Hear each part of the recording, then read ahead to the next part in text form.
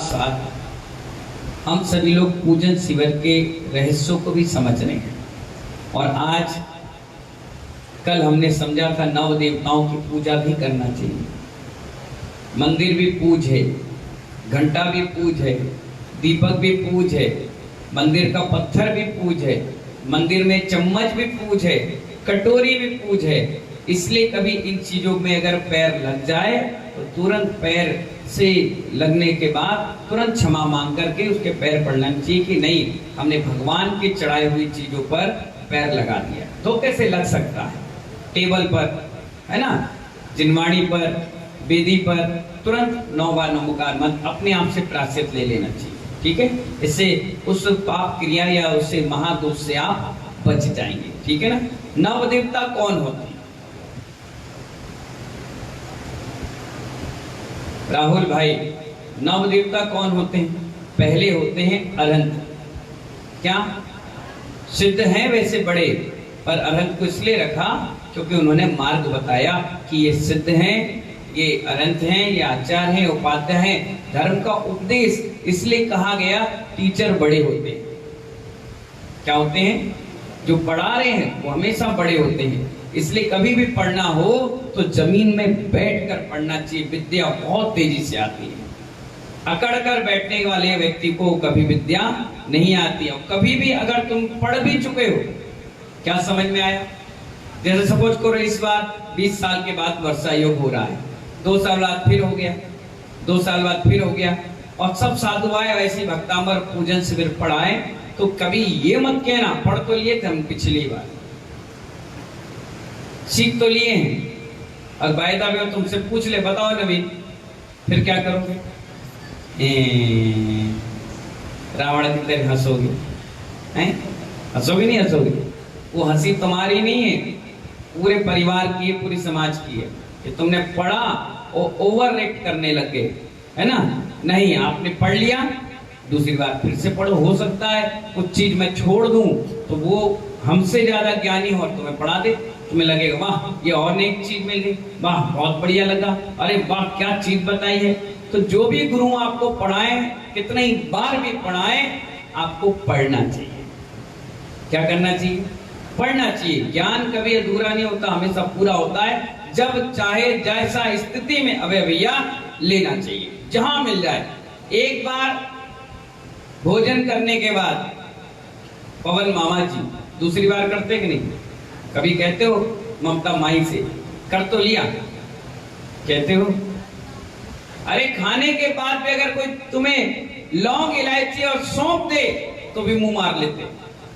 कोई चॉकलेट दे तो खा लेते हो, चाय दे तो पी लेते हो, शरबत और ठंडाई दे दो पी लेते हो, कभी मना नहीं करते। लेकिन पढ़ाई में, प्रवचन में, पूजा में मना क्यों करते हो? दान करने में मना क्यों करते हो? कभी नहीं करना चाहिए। जितना हो सके उतना करते रहना चाहिए। इससे आपके अंदर दान प्रवृत्ति की, ज्ञान प्रवृत्ति बढ़ती रहती है, और यही अंत समय में काम आएगा। अंत समय में तुम्हें आलस और प्रमाद नहीं आएगा। कर तो लिया, खोल तो दिया, हो तो गया, नहीं। ये पाप क्रियाओं में करो, लेकिन पुण्य क्रियाओं में कभी मना मत करो। हमेशा करना चाहिए, आगे बढ़ चढ़ के हिस्सा लेना चाहिए। 10 बार पढ़ाए, 10 बार पढ़ो, हो सकता है तुम्हारे स्मरण में ना हो। जब 10 मिनट पहले क्या मैं बोला वो तुम्हें याद नहीं है, तो 5 साल और 20 साल पुरानी बात तुम्हें कहां से याद रहेगी? बुरी बातें याद रहती, अच्छी बातें याद नहीं रहती। ठीक है ना। तो 9 देवताओं में पहले अरहंत, जिन्होंने 8 में से 4 कर्मों को नाश कर लिया, वो क्या कहलाते हैं? और जिन्होंने 8 को नाश कर दिया वो सिद्ध। समझ में आ गया? आचार कौन? जो पंचाचार का पालन कराए। पंचाचार का मतलब जो 5 प्रकार का सिद्धांत है हमारे, ज्ञानाचार, दर्शनाचार, चारित्राचार, तपाचार और वीर्याचार। ज्ञानाचार का मतलब ज्ञान में निपुण रहते हैं, अविक्षण ज्ञान उपयोग। कौन रहते हैं? आचार्य। तो वो अपने शिष्यों को भी यही चीज सिखाते हैं। पहली बात। दर्शनाचार, दर्शन, श्रद्धा और चिंतन में निपुण रहते हैं, इसीलिए वो अपने शिष्यों को भी वही सिखाते हैं। चरित्राचार, चारित्र उनका बड़ा मजबूत होता है, ब्रह्मचर्य मजबूत होता है। माँ बहन को और महिलाओं को एक दृष्टि से देखते हैं, किसी के प्रति कोई गलत भाव नहीं, वही शिष्यों को वो सिखाते हैं। इसलिए चरित्राचार हो गए। तपाचार, तपस्या में निपुण, तपस्या करिए, खड़े होकर समाहित करिए, बैठकर करिए, चलिए जाप करिए, उपवास करिए, त्याग करिए, रस परित्याग करिए, स्वाध्याय करिए, ये सारे तपस्या है। तो ये तपस्या कौन करवाता है? गुरु खुद करते हैं और अपने शिष्य को भी कराते हैं। वीर्याचार, आत्मशक्ति को जागृत करने के लिए सामायिक चिंतन, ध्यान, अध्ययन, ये सभी चार करने का नाम पंचाचार का पालन करना और कराना। जैसे गुरु होते हैं आचार्य, अगर वो तुम्हें कोई नियम देते हैं तो उस नियम का फॉलो वो खुद करते हैं। अगर वो आपको प्रायश्चित देते हैं तो खुद भी उतना प्रायश्चित लेना पड़ता है। नियम है, जाप है, त्याग है। अगर वो एक नियम तुम्हें देंगे ना तो उससे एक नियम ज्यादा उनको भी करना पड़ता है। ये नियम है। इसलिए तो आचार्य का पद बहुत बढ़िया पद है, इसलिए उसमें कहा पंचाचार का पालन करें और कराएं।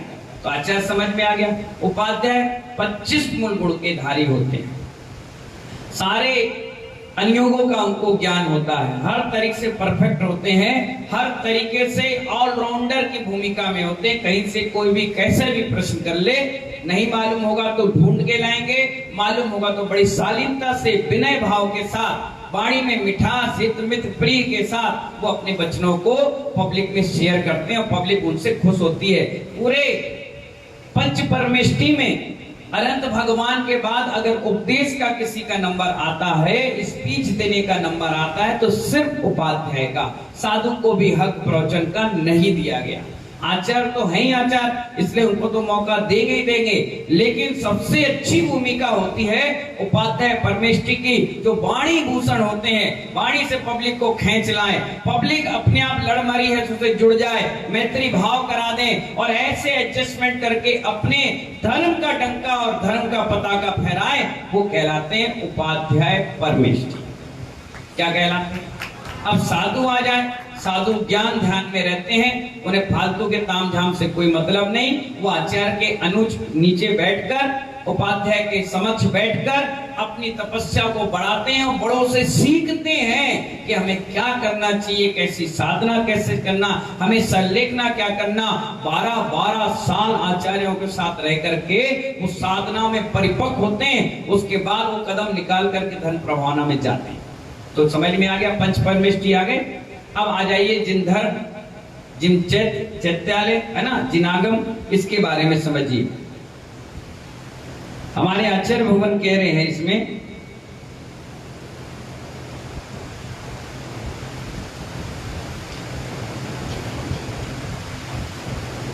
जिनचैत, क्या कहा उन्होंने? जिनचैत, जिनचैत्यालय, जिनागम, जिनधर्म, है ना। तो जिन चैत्यालय का मतलब जो मंदिर होते हैं, है ना, और चैत का मतलब भगवान मूर्ति। जिन चैत, जिन चैत्यालय, जो चैत का आलय है उसे कहते हैं चैत्यालय। समझ गए ना। प्रसाद किसे कहते हैं? प्रसाद, उस एरिया को प्रसाद कहते हैं। और जहां भगवान विराजमान होते हैं उसे गर्भगृह, और जिस पूरे प्रांगण में बैठे हुए हैं जहां शिखर नहीं है उसे चैत्यालय। ठीक है, जिसमें चैत्यालय शिखर बन गया वो मंदिर बन गया। ठीक है ना। जिन चैत्यालय समझ में आ गया, चैत्य प्लस आलय, है ना। कितने प्रकार के? 2 प्रकार के, पहला अकृत्रिम और दूसरा कृत्रिम। क्या क्या चैत्यालय होते हैं? आकृत्रिम और कृत्रिम। कृत्रिम जिसको आपने बनाया है, और आकृत्रिम जो सदा से ही है, उसे किसी ने नहीं बनाया।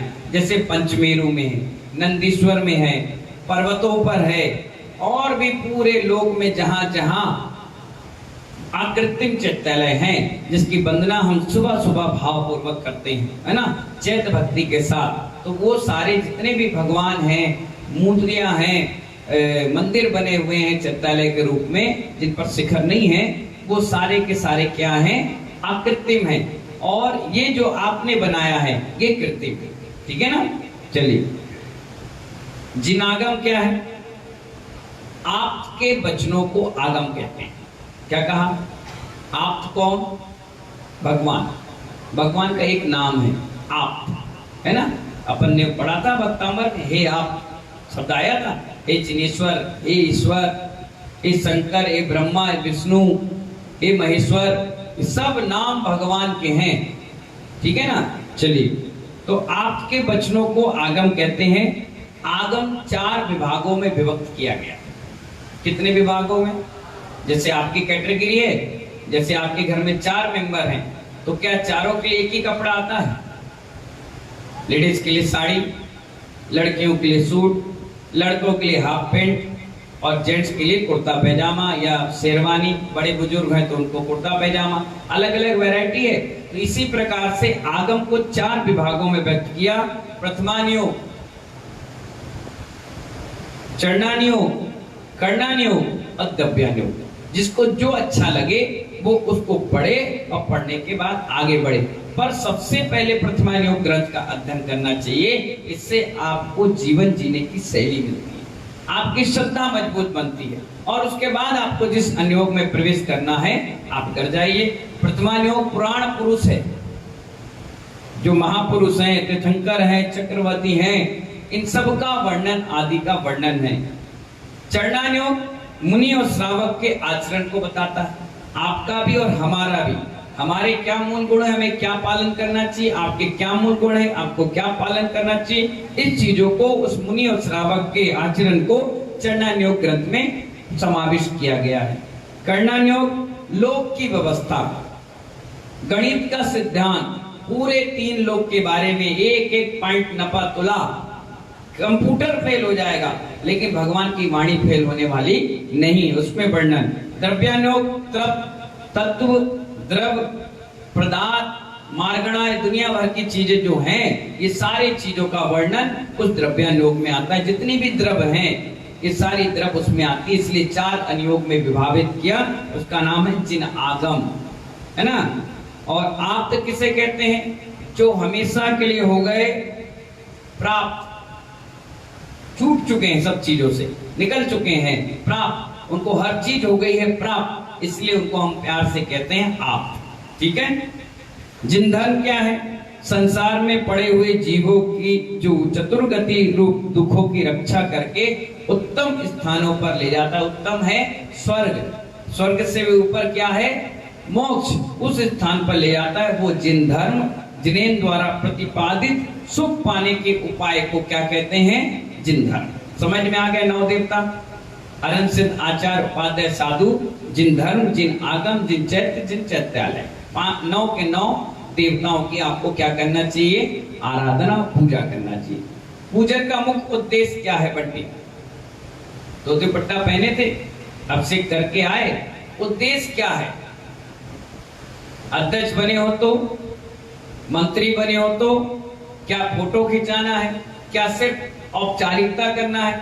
क्या 1 घंटा टाइम पास करना है? या तिलक लगाकर धार्मिक बनना है? क्या करना है? उद्देश्य उसका क्या है? मोटिव क्या है?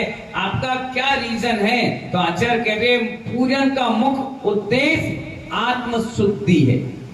क्या है?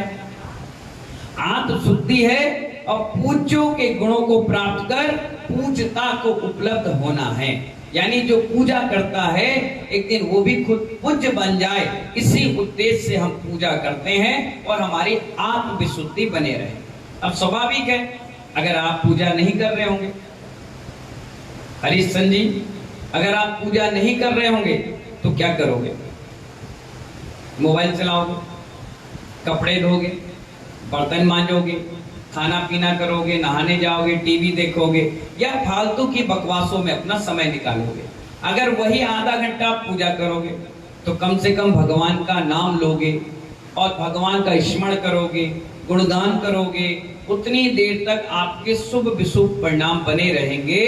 तो आपके 24 घंटे में 1 घंटे शुभ आश्रम में निकलेगा और 23 घंटे अशुभ में। तो 23 घंटे पर ये 1 घंटा इतना भारी होता है कि यही हमें भगवान बना देता है। सिर्फ यही आप सोचिए, कभी कभी चिंतन करना, हम 1 मुट्ठी चावल चढ़ा के आते हैं प्रेमचंद जी SBI, कितना? 1 मुट्ठी चावल का इतना प्रभाव है कि तुम्हारे घर के गोदाम भरे हुए हैं। जिस दिन तुम भर भर कर चढ़ाओगे और इतने सुंदर परिणाम बनाओगे तो महानुभाव आप वहां नहीं इस स्थान पर पहुंच जाओगे। इतना बड़ा प्रभाव है जैन दर्शन का कि एक बीज लगाते ही 100 बीज जैसे किसान को मिलते हैं। ऐसी जैन दर्शन में हल्का सा भी त्याग, तपस्या या आपने जाप, अनुष्ठान, दान, पूजा कर लिया, उसका ये प्रभाव है कि लोग तुम्हें बड़ी उच्च निगाह से देखते हैं। नहीं, जैन व्यक्ति बहुत बढ़िया, अच्छा व्यक्ति है, बहुत बढ़िया, प्रसिद्धि मिलती है, नाम चलता है। अब आप खुद ही सोचिए, पूरा घर मिलकर के आधा किलो चावल भी चढ़ा कर नहीं आता। सौदरमिन जी कितना चढ़ाते हैं? आधा किलो भी नहीं। और मालूम है, डबरा के अगर 100 घर होंगे तो 100 घर के 100 मेंबर आते हैं। इम्पॉसिबल। मैं भी कई बार देखता हूं, अगर अरुण जी आए हैं तो उनका बेटा नहीं आएगा, बेटा आता होगा तो माँ नहीं आती होगी, माँ आती होगी और दादी नहीं आती। बाई चांस ही साल में 1 या 2 दिन ऐसे आते हैं जिसमें गोद में भी बच्चा है, वो भी आता है। या तो क्षमावाणी को आएगा, और या फिर महावीर जयंती को आएगा, और या फिर दीपावली के उत्सव पर आएगा, या कोई मर जाएगा तब आएगा। और मरने में भी ये जरूरी नहीं कि वो आएगा, वही आएगा जिसको ये डर है कि कहीं मैं मर जाऊं तो ये ना आए। क्यों आ रहा है मालूम है? वो इसलिए आ रहा है कि हमारे यहां कोई कमी होगी तो ये भी आएगा उठावनी में। आप देखना, जो उठावनी में नहीं जाता उसके घर में भी कोई नहीं जाता। निमंत्रण के लिए एक बार आना जाना चल जाएगा, लेकिन दुख में हर व्यक्ति जाने के लिए तैयार रहता है। उसके कुर्ता पैजामा बिल्कुल रेडी मिलेंगे, वो उसी समय निकलेंगे जब कोई दुनिया से चला जाएगा। उससे पहले वो निकलेंगे नहीं, बिल्कुल नहीं। कई बार महिला निकाल भी देगी, बोले नहीं इसको वापस रखो। बोले क्यों? ये जब कोई मरे में जाएंगे तभी पहने, कोई मर गया क्या, हम नहीं पहनेंगे। तो इसीलिए जरूरी ये नहीं कि 90-100% व्यक्ति ही आए। भगवान महावीर स्वामी भी आएंगे ना तो 90% ही रिजल्ट रहेगा। 10% उसमें भी ऐसे लोग निकलेंगे जिनको कोई मतलब ही नहीं, कोई मतलब नहीं है, कोई भी मतलब नहीं, कहीं से कहीं तक मतलब नहीं है। वो अपनी जिंदगी में मस्त है, सिर्फ नाम के जैन हैं, काम के जैन है ही नहीं। तो इसीलिए आचार्य भगवान क्या कहते हैं? पूजन का उद्देश्य है आपका आत्मशुद्धि और भगवान के गुणों को प्राप्त करना, और पूजा करते करते खुद को पूजता प्राप्त कराना। ठीक है ना? पूजन कितने प्रकार के बताओ राजेंद्र महाकाल? पूजन कितनी प्रकार के? मुख्य रूप से 2 प्रकार के, एक भाव पूजा, एक द्रव्य पूजा। अब आप लोग द्रव्य पूजा कर लेते हैं और हम लोग भाव पूजा कर लेते हैं। पूजा दोनों की होती है। हम पढ़कर करते हैं, पिच्छी कमंडल साथ में रखकर करते हैं, पुस्तक रख के करते हैं। आप आरम सारम कर सकते हैं, इसलिए द्रव्य चढ़ाकर करते हैं। ठीक है? आपके लिए भाव पूजा निषेध है और हमारे लिए द्रव्य पूजा निषेध है। हम अपना कार्य करेंगे अपने नियम संयम के साथ, और आप अपना कार्य करेंगे नियम संयम के साथ। लेकिन उल्टा हो जाता है, हम लोग द्रव्य चढ़ाने लग जाते हैं और आप लोग भाव चढ़ाने लग जाते हैं।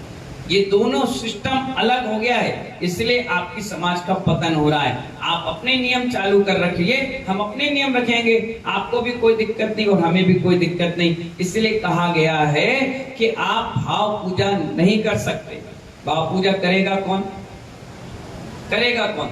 जिनके हाथ नहीं, जिनके पैर नहीं है, जिनके शरीर में कुछ रोग है, कोई असाध रोग है और वो नहीं कर सकता, आंख नहीं है, सुनाई नहीं दे रहा, बोल नहीं पा रहा, वो भाव पूजा करे। सूतक पातक है, भाव पूजा सुने करे। लेकिन तुम ये सोचो कि हम सही सलामत सब कुछ बढ़िया है, लेकिन हम भाव पूर्वक करेंगे तो महानुभाव नथिंग, ये नहीं चलेगा।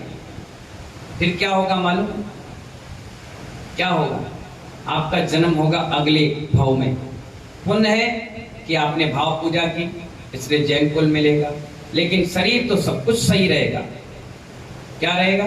शरीर बिल्कुल सही मिलेगा, हाथ पैर अंगुल नाक कान मुंह सब कुछ ठीक है, लेकिन पैरालाइज अटैक पड़ जाएगा। अब पड़े रहो, भाव से करो, पड़े रहो, उड़ते रहो, सड़ते रहो, अब भाव से करो। माँ कहेगी महाराज जी इसके बहुत अच्छे भाव हैं, देखो इसके हाथ जोड़ने के भाव हो रहे, लेकिन क्या करे ये हाथ नहीं उठा पा रहा। क्यों? जिस दिन हाथ उठाने की दम थी उस दिन नहीं उठाया, तो ऐसा आपको आशीर्वाद लगा कि अब जिंदगी भर हाथ ही मत उठा, पड़े रहो। मुंह की इच्छा है बोलने की, लेकिन जब बोलने के लिए मुंह दिया गया तब बोल नहीं पाया। अब वो चीज लैप्स हो गई, अब क्या करोगे? नेट डलता है मोबाइल में? कितने का डलता है बताना रिंकू भाई? 500 रुपए का डलता है। एक दिन में 1.5 GB मिलता है। ठीक है, तुम चलाओगे नेट तब भी और नहीं चलाओगे रॉकी तब भी। रात के वैसे 12 यानी 11:59, 1 मिनट पहले 11:59 के बाद वो खत्म कर देगा। तुम कहोगे कल का 1.5 और आज का 1.5 हो गया 3, बड़े आ गया 3 बनिया, कल का लैप्स हो गया। अब आपकी बात कर, अरे हम तो चला ही नहीं पाए। बोले हमारी गलती नहीं, हमने तो 1.5 GB दिया ना, तुमने यूज नहीं किया, तुम्हारी गलती। अब क्या करें, क्या करें? अब फिर आज कर लो तो ठीक, नहीं तो फिर आज शाम के लैप्स हो जाएगा। ऐसी ये मनुष्य पर्याय में पुण्य योग से आयु मिली, शरीर मिली, अंगोपांग सही मिला, कर लिए तो ठीक, नहीं तो ये भी लैप्स हो जाएगा और अगले भाव में ये मिलने वाला तुम्हें नहीं, इसकी कोई गारंटी भी नहीं कि बहुत पुण्य योग है, सौभाग्य है, भाग्य है हमारा कि हमें सब चीज मिल रही है। और नहीं मिलेगी तो उनको देख कर आओ जिनको नहीं है, इनके पास बैठे हैं, कोई कोने में, कोई वहीं यहाँ का वहां, कोई घर में, कहीं यहाँ, अंदर से कलुषित परिणाम हो रहे, अरे यार हम नहीं कर पा रहे। कई तो ऐसे लोग हैं, 2 भाई हैं और 2 भाई में एक के शरीर काम नहीं कर रहा और बड़ा भाई कमा रहा और छोटा भाई को इंद्र बना रहा और बैठ के देख रहा। क्यों भाई तुम क्यों नहीं बने? जितने लोग आएंगे पूछेंगे जरूर, क्योंकि लगे में लगती है। अगर किसी को हाथ में चोट लग जाएगी तो बार बार लोग उसी हाथ को पकड़ेंगे। पैर में चोट लगी उसी पैर में लोग चढ़ बैठेंगे, पीठ में लगी तो वहीं धक्का देके चले जाएंगे, वैसे कोई नहीं देगा। तो जब कोई बाहर बैठा होगा उससे जरूर लोग पूछेंगे, कब भाई तुमने 1 लाख की बोली ली थी, तुम क्यों नहीं बने? उसे मालूम है ये बन नहीं सकता, इसकी कैपेसिटी नहीं है बनने की, वो बार बार उसे उंगली करेगा, अरे यार ये है ना, अच्छा अच्छा मजा लिया और चला गया। दूसरा आएगा, कभी तुमने कपड़े नहीं पहने? नहीं पहने। 2-4 लोग पूछेंगे, उसका मूड इतना खराब हो जाएगा उठकर भगी जाएगा, सीधा सीधा चला जाएगा। इसलिए कहा गया आपका शरीर है तुरंत देने लग जाओ, आंख है तुरंत दर्शन करने जाओ, कान है तुरंत प्रवचन सुनो, शरीर दौड़ चल रहा है, भाग रहा है, तीर्थ बंदना के लिए जाओ, खूब स्वाध्याय कर लो। यही करोगे, ये समझ में नहीं आ रहा अभी तुम्हारे, बिल्कुल नहीं आ रहा, बिल्कुल आएगा भी नहीं।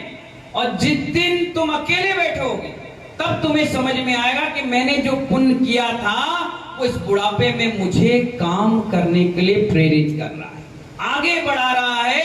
मेरे बच्चे मुझे पूछ रहे हैं, सम्मान दे रहे हैं, उठा रहे हैं, बैठा रहे हैं, खिला रहे हैं, सेवा कर रहे हैं। ये जन्म से किया हुआ पुण्य मेरे मरण तक काम आ रहा है।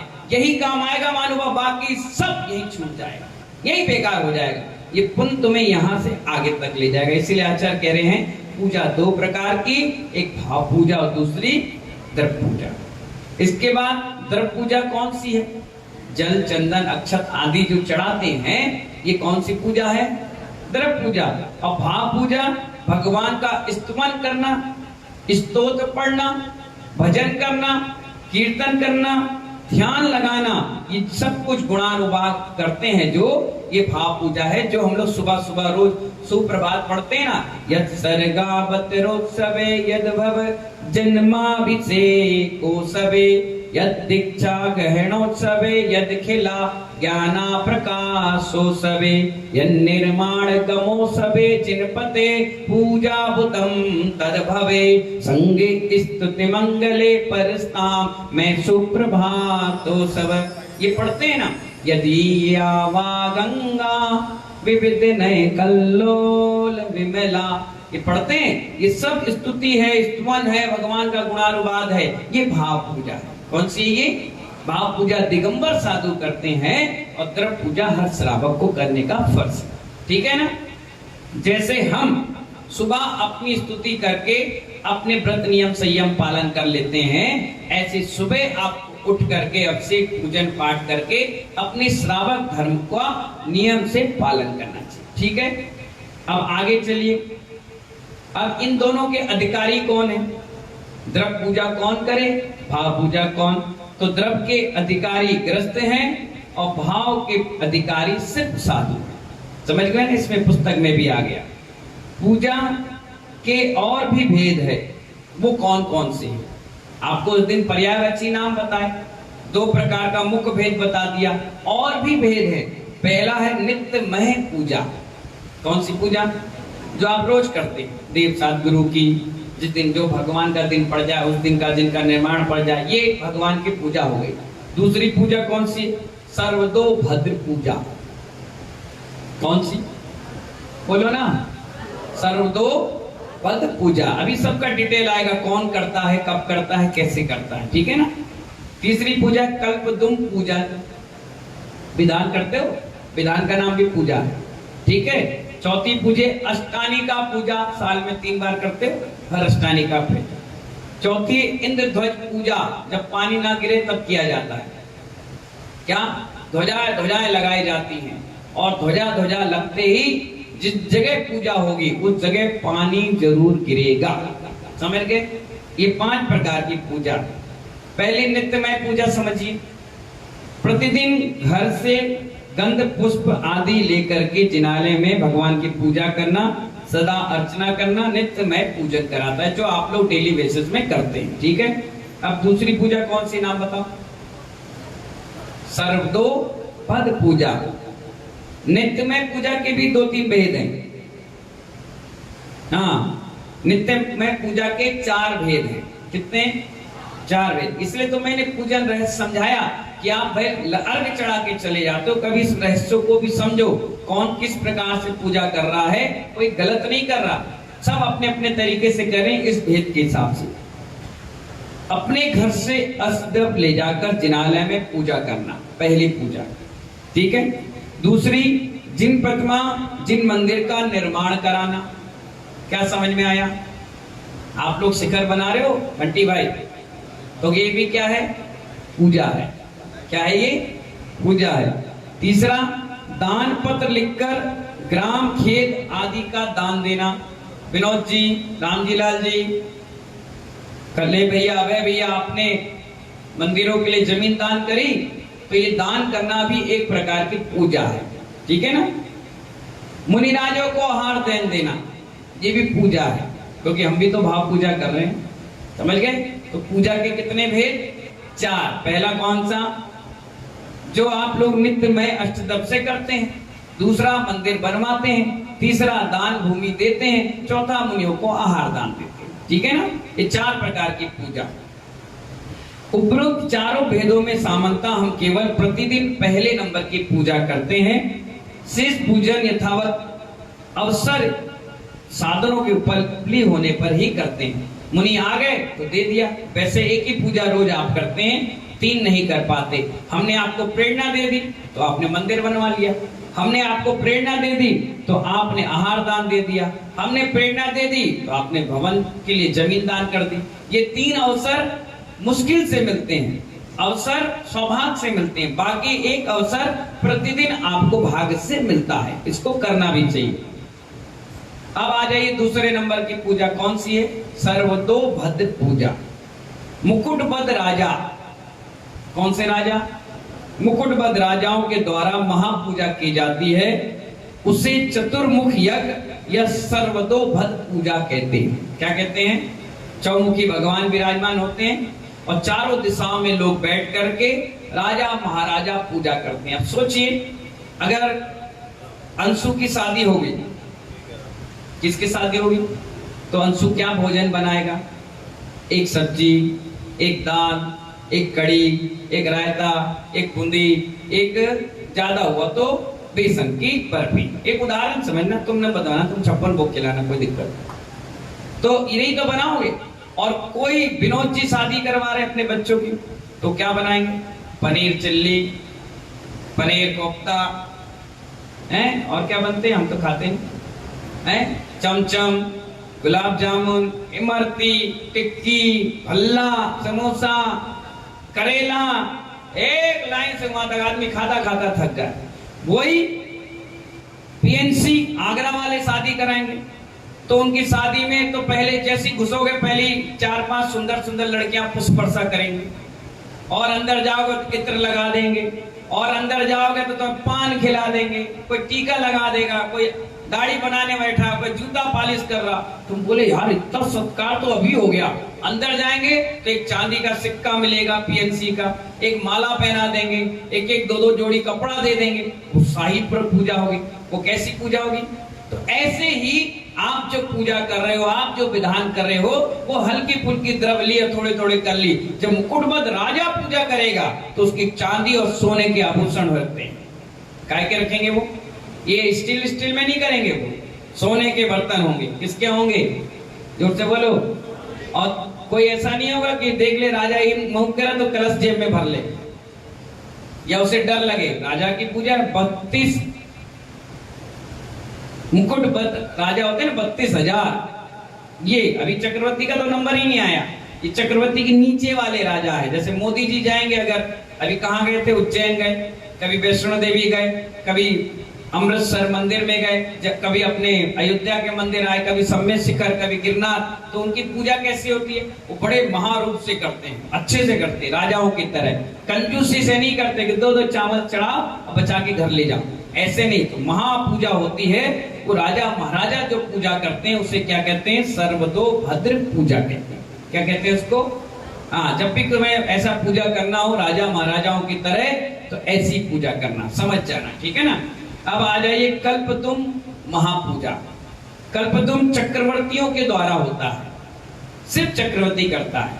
अभी अपन विधान करेंगे तो सौधर्मिन की भूमिका होगी, पर जब ये कल्पतुम महामंडल विधान करेंगे तो उसमें चक्रवर्ती की भूमिका होती है।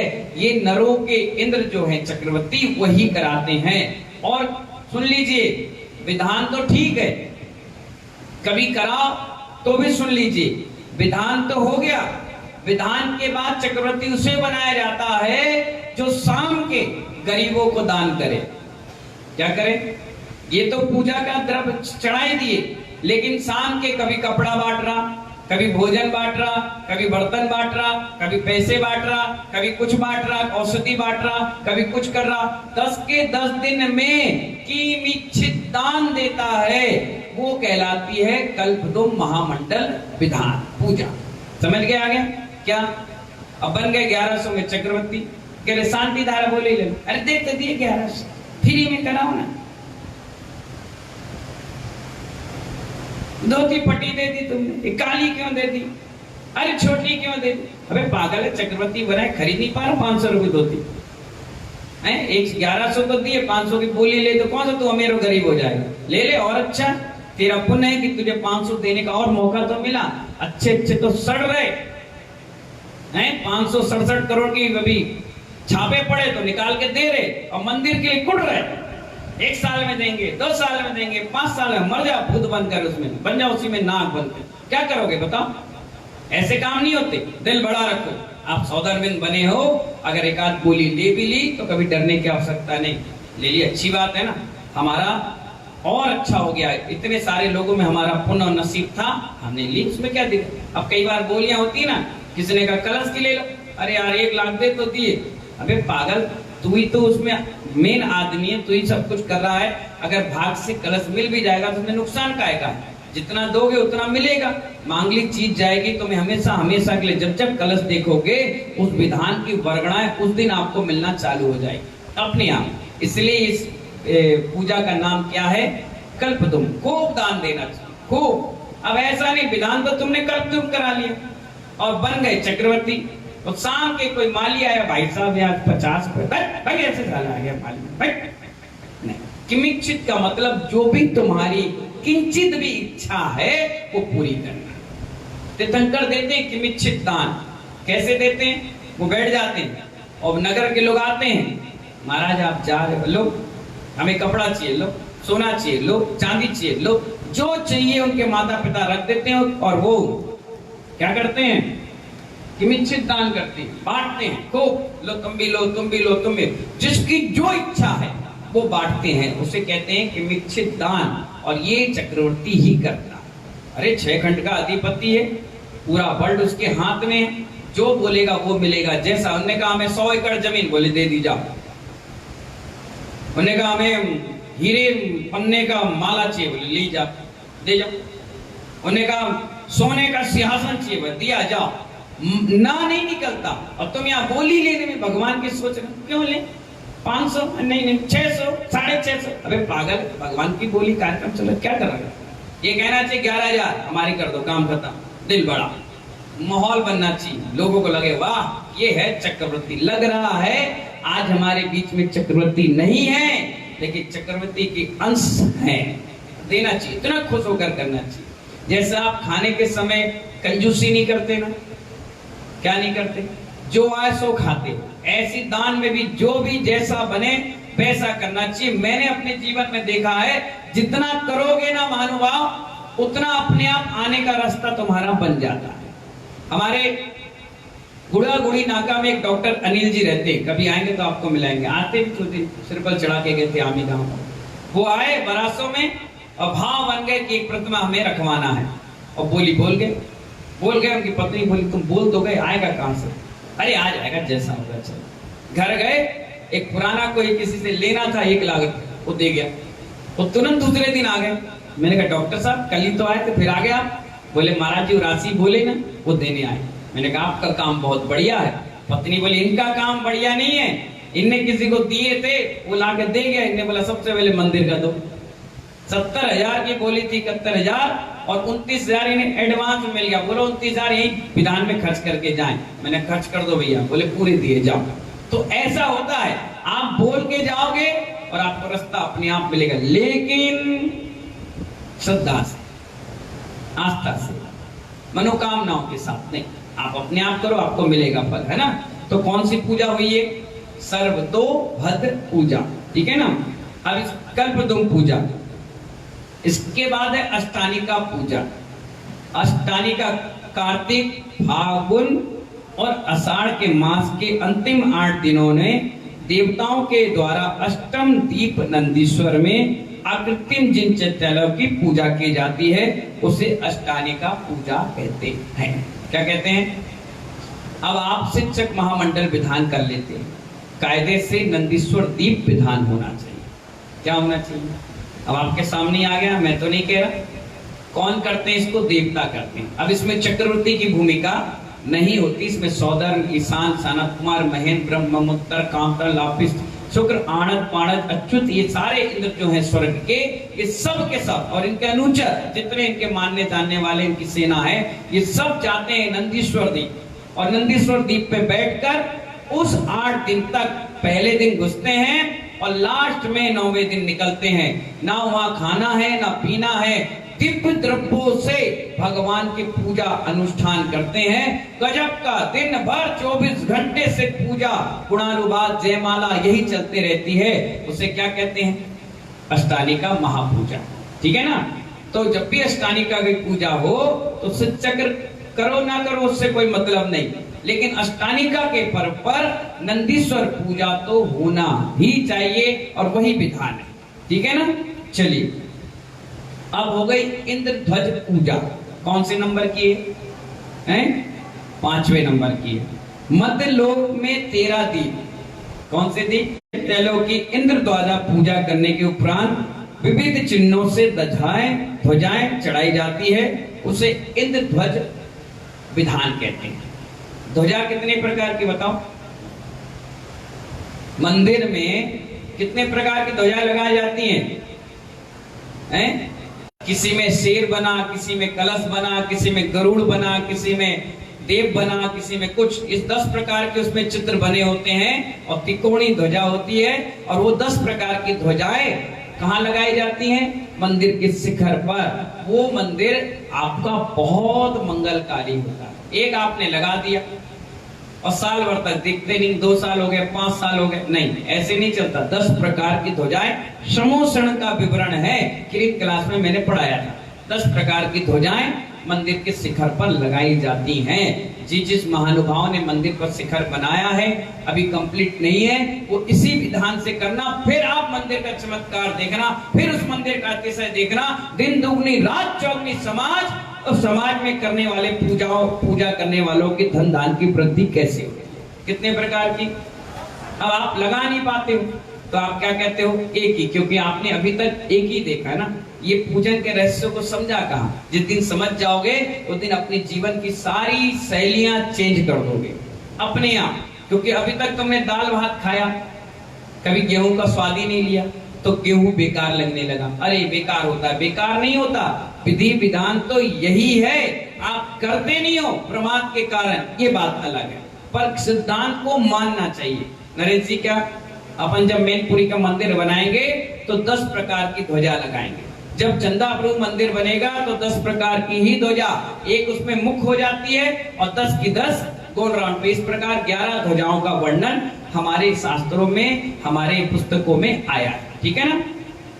तो इंद्र ध्वज समझ में आ गया। मध्य लोक के 13 दीपों की पूरे भी जितने भी चित्रालय, कितने 458, कितने हम पूछ भी लेंगे कितने चित्रालय मध्य लोक में 13 दीपों में, कितने 458 अकृत्रिम जिनालों की पूजा को क्या कहते हैं, इंद्रध्वज पूजा। और पूजा के बाद ध्वजाएं चढ़ाई जाती हैं। ध्वजाएं सारे मंदिरों पर लगाई जाती हैं। यश कीर्ति पताका फैलती है और पानी भी गिरता है, तो उस पूजा का नाम क्या है। बस इस प्रकार से आपको इस पूजन के रहस्य को समझ लिया। निक्षेपों की अपेक्षा से पूजन कितने प्रकार की वो बताएंगे कब, कल। नाम निक्षेप क्या है, स्थापना निक्षेप क्या है, सद्भावना असद्भावना, द्रव्य पूजा का स्वरूप क्या है, पूजा द्रव्य प्रकार के कितने प्रकार के, कब कब कैसे, किस पानी से, कब कौन से द्रव्य क्या नहीं, ये सब डिटेल कल बताएंगे। और भी बहुत सारी चीजें हैं कि जब पूजा करने बैठो तो कितने अंग होना चाहिए। अगर एक भी अंग कम रहा, चौके में मैं देखता हूं 1-2 थाली लाइन और 2 कटोरी में पानी, हो गई पूजा। एक भी अंग कम रहा तो व्यक्ति अपंग कहलाता है। और पूजा में एक अंग भी कम रहा, पूजा भी तुम्हारी व्यर्थ होगी, बेकार। पूरे अंग होना चाहिए व्यवस्थित, वो बताएंगे कल और परसों के चैप्टर में, जिसमें आप 10 लक्षण में जब पूजा करें तो आपको दोषपूर्ण पूजा नहीं हो, निर्दोष पूजा होना चाहिए। ठीक है। इन्हीं मंगल भावना के साथ सभी को बहुत बहुत आशीर्वाद। जय बोले महावीर भगवान की।